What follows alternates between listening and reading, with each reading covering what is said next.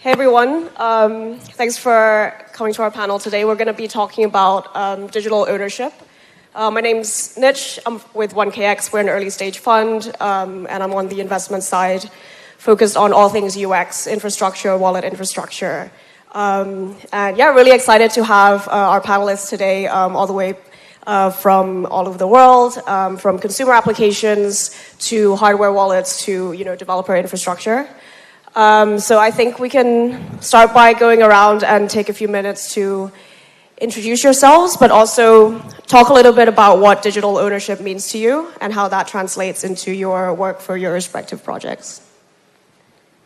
Let's start with MP. All right. Hi, I'm Maria Paula, or MP. I work at Avara. That's the parent company for Ave, Lens, and Family. And digital ownership means to me basically owning access to your digital person, which is so connected to your RL person right now. It's inseparable. Hello, my name is Antoni. I am co-founder of Privado. Privado is the result of the merge between Polygon ID and Tisco. And yes, regarding digital ownership, I think that for us it's self-sovereign identity. I mean, our idea is to create this middleware where you have the ownership of your data and you only disclose in a certain way the data that you want to make public. No, that's basically our objective. Hi everyone, this is Veronica, CEO and co-founder at SafePal, a non-custodial wallet brand serving the market since 2018. Before that, I was working in a Fortune 500 tech company who specialize in data monetizations. So it's a very interesting panel that I'm attending here today about data ownership, because back in the Web 2.0 era, consumers don't own their data. Consumers don't monetize based on their data. The monopolies and also the Web 2 platforms are taking advantage of the consumer data.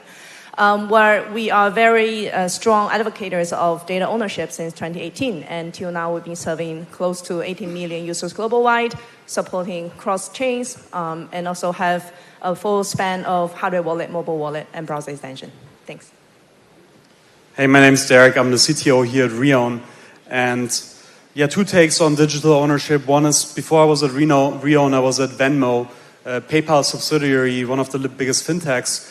And in 2021, PayPal updated their terms of service, saying that if you disagree with PayPal's political opinion, then they're going to seize your assets. And that was insane. And so that's one take. And the other is, I think, crypto is obviously the solution to it, but now we're under threat, not just from regulatory, but also from technical innovations. For instance, smart accounts are one of the solutions to crypto's biggest UX problems. But at the same time, if not done right, we're going to vendor lock in end users into particular wallets. So that's a massive technical challenge that we're going to contribute to keeping interoperable. So it sounds like we've all been operating in the space for a few years, at least since 2018.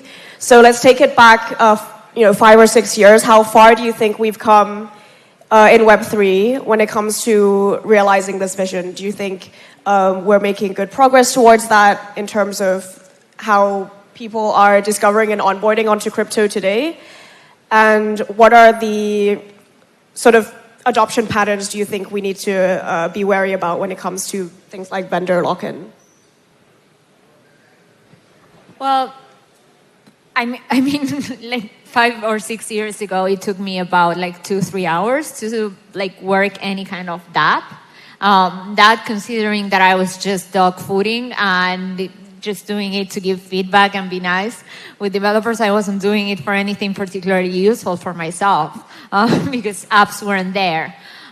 So I do, and right now I use crypto on my daily life. I find it very, very useful. And I think things go relatively smooth compared to, online banks or any kind of online platform where you do your paperwork. I think we are in a much better place UX-wise. If you check banks, their UX is generally horrifying. So I think all of those things have evolved quite impressively and really, really fast. Now we have AI agents as well. Obviously a future where AI agents are able to operate our liquidity pools and are able to operate our DeFi markets is coming very fast as well. So I think we can say it's evolved. I think we're pushing our own standards and our own boundaries, and that's fantastic because we see bad UX and we understand that this is a really big adoption stopper. So we continue to iterate. That doesn't happen in the Web2 world. They assume that things are in a way, and there's not much iteration. If you enter Instagram, for example, like the patterns are still quite annoying, and they change them. They're not intuitive. It's a new behavior. So I think we're very self-conscious, and that's a really, really good thing. With regards to developer locking, we haven't been doing really a good job. I see a lot of platforms that, they're decentralized, but then they lock in their developers via like a closed app, or on the smart account world, it's still not fully open. So yeah, but it's a work in progress. Yes, I think continuing this rationale from Maria Paula, no? When we started 6 years ago, IDEN 3 was empty. Now it's fully in production. This means that you can onboard totally online. The ZKP technology is totally ready. We are using that for proof of age, proof of humanity, for airdrops. I mean, this is up and running. I think this is a very good point, and I agree that we are ready. Maybe the next wave that we are already expecting or researching is related with multi-party computation or homomorphic encryption that will allow us to add a layer of privacy to all this EI analysis. But well, this is still in a very early stage. And I think a very good point also was about the standards, no? That so far, maybe the governments are starting to consider this seriously. In the last year, we have been addressed by different regulators around the world. They want to understand ZKP, what it can be done. Also, in this sense, I should say that although we received a grant from the Ethereum Foundation, they are very agnostic. They are not pushing for any specific standard. They are quite open to that. But at the same time, in the industry, what we see is that as this can be a waste of resources and also of motivation because you need to maintain 2-3 teams developing the same thing in parallel with different standards. This could be very painful for them. Then between the industry, with our partners, with why not competitors, but that we are in one stage that we are not yet competitors. We are still, it's so early that it's more that, okay, we cooperate because we have a bigger target. No? Then there I see that there is an alignment on standards in a very natural way. And yes, I am very optimistic when I see what has happened from 6 years ago to now and where we can be in 6 years. I think when it comes to data ownership in the last decades, we have asset ownership on chain, but not data ownership yet. Because it's pretty early to say that we have plenty of data that enough for mining, monetization, and building ecosystem on top. So I think for data ownership, it's pretty early stage so far. It was not until this year that, starting from DeFi Summer, people realized how important it is to be self-custodial. Before that, 2017, during the ICO boom, during the Ethereum ecosystem growth, people are mostly managing their assets in centralized changes. So it's a gradual evolution process until this year when the Bitcoin ETF approval happened, and people are starting to build RWA and other real-world assets mirroring on-chain, that all of a sudden people started to explore different ideas about DPing, for example, having your health data on-chain, about having your accounting data on-chain. These are the data that we are actually talking about, the data, the new oil of the blockchain technology and ecosystem. So I think we are right now at the dawn of the data ownership era, but before that, it's mostly about asset ownership, people having their money taken full control. But this year, we are seeing a lot of products building their own data layer, for example, scoring and reputational system. These are some ideas that we find pretty intriguing and would see substantial growth in the coming 2-3 years. Yeah. Just want to double tap into that a little bit. So when you think about the catalysts that made people do a flight into self-custody over the past few years, it's things like, the FTX hack, right? Where, you see a lot of inflows of funds into things like Safe, hardware wallet sales going up. When it comes to data sovereignty, data ownership, what do you think might be the catalyst there besides like data breaches? Is it regulation? Is it like a 0-to-1 use case where, you're onboarding onto a dApp and you're owning your data and being able to do things that you weren't able to before? Or, what are your thoughts on that? Yeah, we've been approached by a lot of data providers and data connectors reaching out to wallets, saying that they can build a data layer on top of our wallet, and we can actually contribute to that. And users can get token incentives by contributing their data. So this is some dilemma that we're facing with, that actually users who are using SafePal wallet, they advocate privacy, they advocate on-chain anonymous. So it means that when it comes to data ownership, it has to be consented by the users themselves. That would be one of the biggest challenges that we are seeing when we are trying to improve the data insights for users. For example, giving them the analytics that we need. For example, when I heard one of the speakers just now talking about AI agents in the wallet, that is actually another scenario that we're having a lot of debates internally. Then when you're exposing the data, when you're exposing these endpoints to AI agents, is it safe, or would there be any counterparty risk involved? So I think this is an ongoing debate. There's not clear conclusions surrounding this yet. Gotcha. So Derek, as the sort of middleware layer operating between, like you're working with both dApps and wallets, how are you working with both parties to ensure that we have really good UX, but at the same time users remain in control of their assets and data? Yeah, so first of all, we don't have really good UX yet, I think. Maybe we can agree on that. But I think one thing to mention is right now a lot of users get onboarded through these app-specific wallets. And that's amazing. You can use a social login or something to log in. But then actually you have an app-specific wallet. And not just are you as an end user logged into that app, but also the app builder is actually vendor logged into that vendor. So we took a different approach, and that's the approach we're promoting, not just with apps, but with wallets, where you get a smart account wallet in our onboarding SDK app kit, and then ultimately the idea is that the user can graduate into a real self-custody wallet. So currently you can export a private key, it's sort of a crutch, and import into SafePal, but then we're working on that you can just add SafePal as a signer, and now you own this account in SafePal as you have more funds. And then in the future, the idea is that as you migrate, as you graduate into a self-custody wallet, you also add a spending policy and this kind of stuff. So these are all things that I think are going to be trends for next year. On the data piece, what are we doing there and what's going to be interesting? I think tactical UX improvements, such as like what's coming on online now with Mica in January, that you can, in your wallet, manage a KYC credential or something. The dApp, as you connect your wallet, you can one-click, KYC login.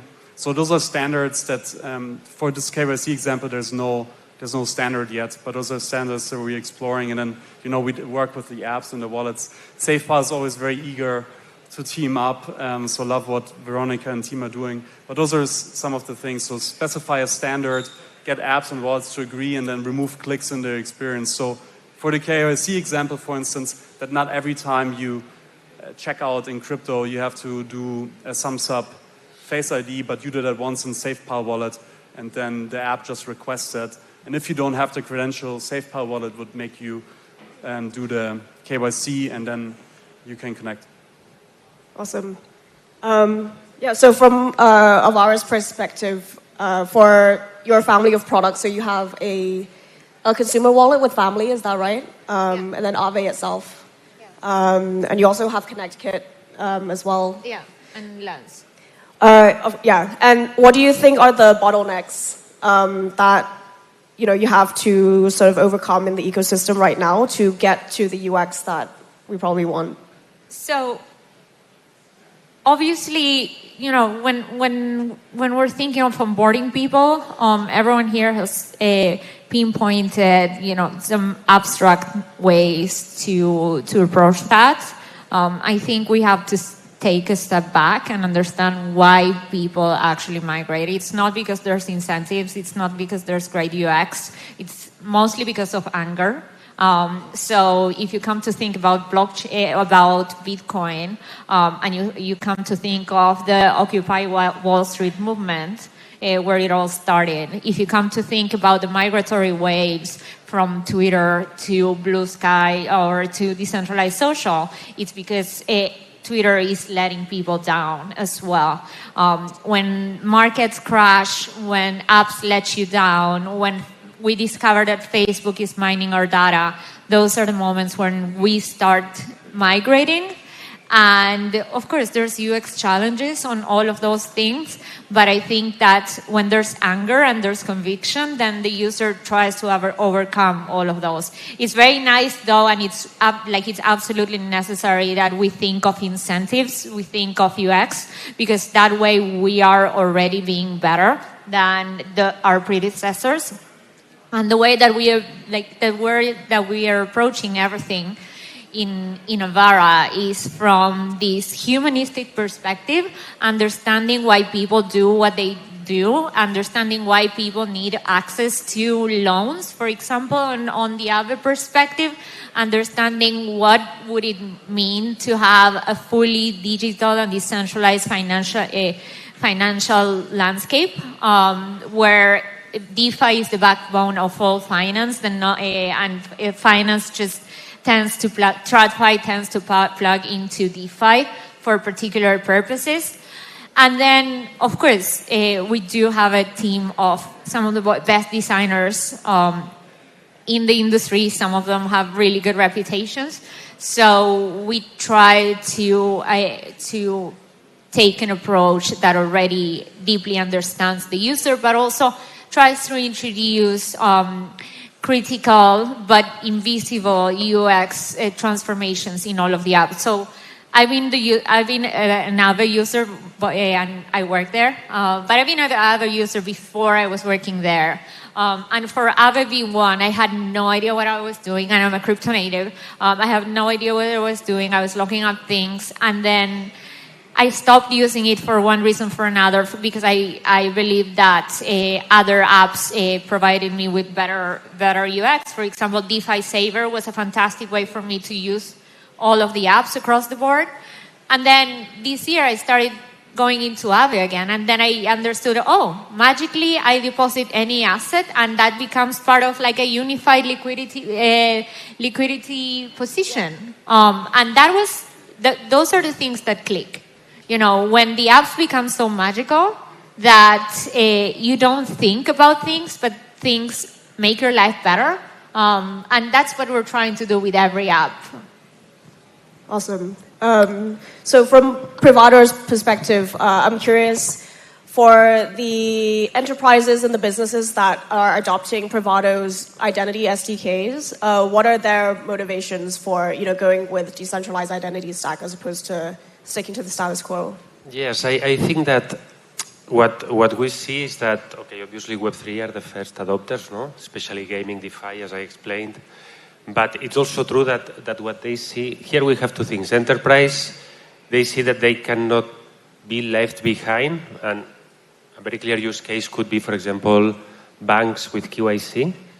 They see that here they have a huge opportunity, and they can create an ecosystem where they can benefit all of them, and to change from a position of a cost center to a revenue center. No? Then it's also true that what is very useful for us are the integration channels, no? Because they are the ones who know the customer. Here we are more middleware and we are connecting with apps, with wallets, then we are working on obviously in a web browser option and mobile client SDK, but this is also maybe more Web3 related.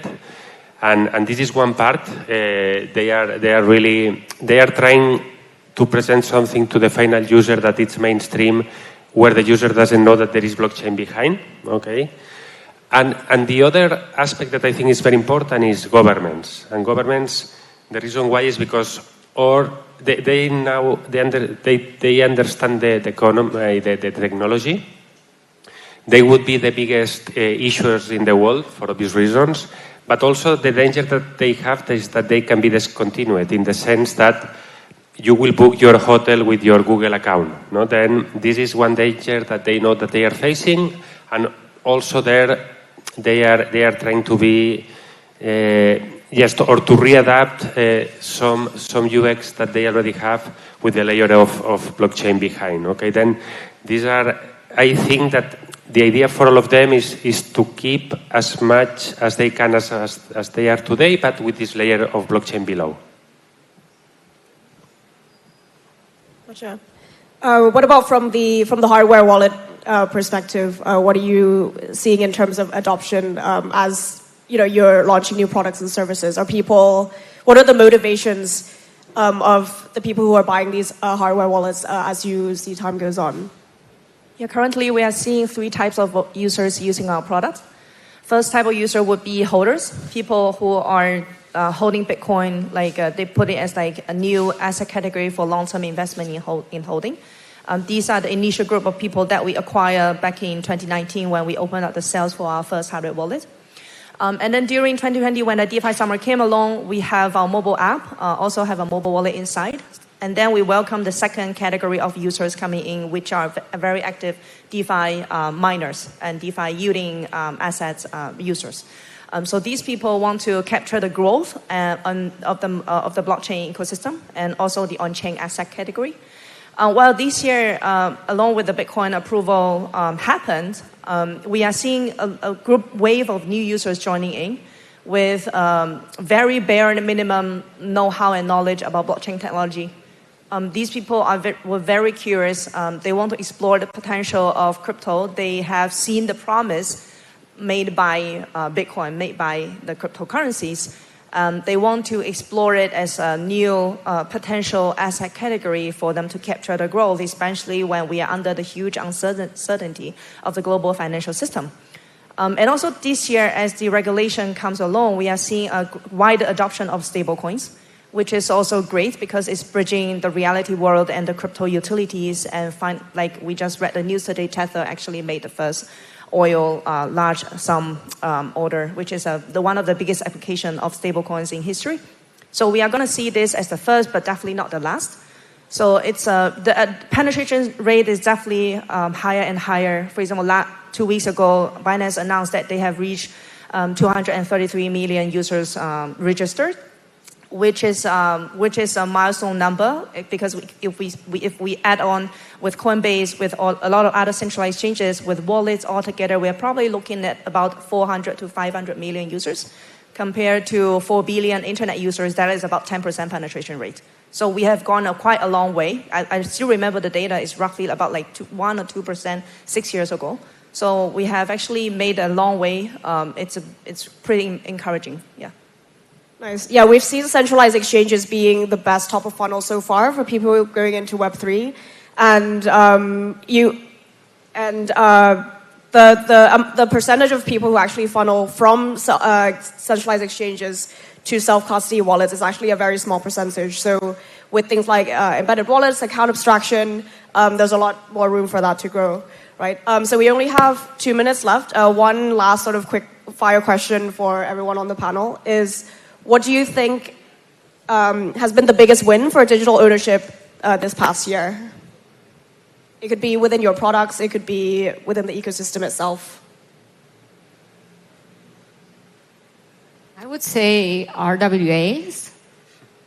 Yeah, I was thinking the same. I think it's RWAs, also loyalty programs, I think, and fair engagement, payments for sure.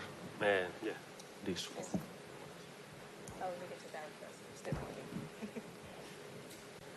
I think it's more fun to use wallets, and we are closing the UX gap. Like, I'm less scared to use a transaction simulation or some features on the wallet side. So yeah, I'm feeling more confident to like make my mom use crypto, and I'm sending more. I use an app called Peanut a lot.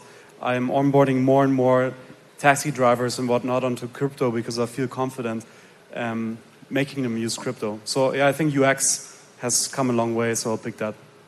Nice. On that note, that concludes our panel. Thanks so much for listening, and we'll be around the event if you guys have any questions. Thank you. Thank Thank you.